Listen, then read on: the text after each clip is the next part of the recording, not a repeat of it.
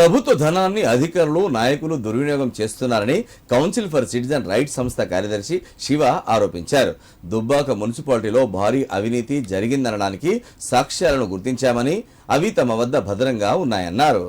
RTI ద్వారా దరఖాస్తు చేసుకున్న కౌన్సిల్ ఫర్ సిటిజన్ రైట్స్ సంస్థ సభ్యులు గత 2 రోజులుగా సిద్దిపేట జిల్లా దుబ్బాక మున్సిపల్ కార్యాలయంలో పలు రికార్డులు తనిఖీ చేశారు.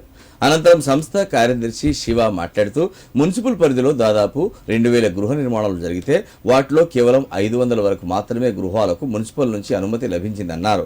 మిగతా వాటి డబ్బులు ఎక్కడికి వెళ్లాయి అనేది ప్రశ్నగా మిగిలిందన్నారు. తమ తనిఖీల్లో టౌన్ ప్లానింగ్ విభాగంలో అవినీతి జరిగినట్లు గుర్తించామన్నారు.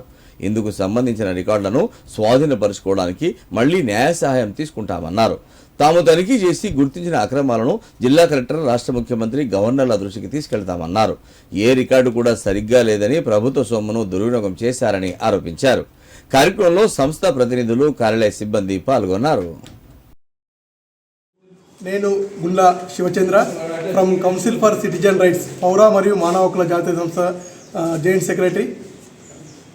నేను వచ్చేసి గత 8 నెలల క్రితం దుబ్బాక మున్సిపాలిటీలో చట్టాలపై ప్రజలకు అవగాహన కల్పించాలనే ఉద్దేశంతో సమాజంలో పేరుకుపోయిన అవినీతి అలసత్వం నిర్మూలన కొరకు దుబ్బాక మున్సిపాలిటీలో రికార్డు తనిఖీల కోసం మేము దరఖాస్తు చేసుకున్నాం.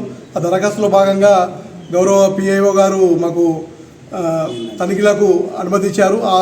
దానిలో భాగంగా నిన్న 7, ఈరోజు 8, 2 రోజులలో మేము ఈ రికార్డును తనిఖీ చేశాము. ఈ తనిఖీల్లో మాకు కొన్ని విషయాలు మా దృష్టికి వచ్చినాయి. కొన్ని ఇక్కడ టౌన్ ప్లానింగ్ విభాగంలో ఇక్కడ ఎక్కువ మొత్తంలో అవినీతి అక్రమాలు జరిగినట్టుగా మేము గుర్తించినాము. గృహ నిర్మాణాలలో ఇక్కడ 450 కంటే ఎక్కువ గృహ నిర్మాణాలకు అనుమతులు పొంది ఉన్నారు. కానీ కాకపోతే ఏంటంటే ఇక్కడ దాదాపు 2000 వరకు అక్రమ నిర్మాణాలు నిర్మించినట్టుగా మా దగ్గర ఆధారాలు లభించినాయి.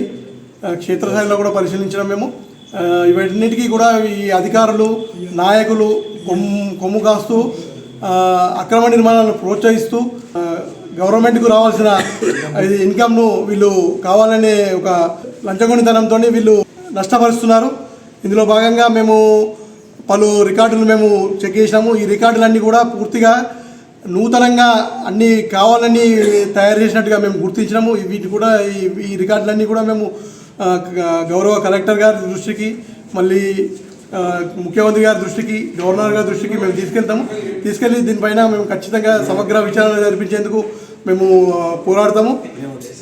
ఇంకో విషయం ఏంటంటే ఇక్కడ లేఅవుట్స్ విషయంలో ఎలాంటి రికార్డ్స్ ఇక్కడ లేవు.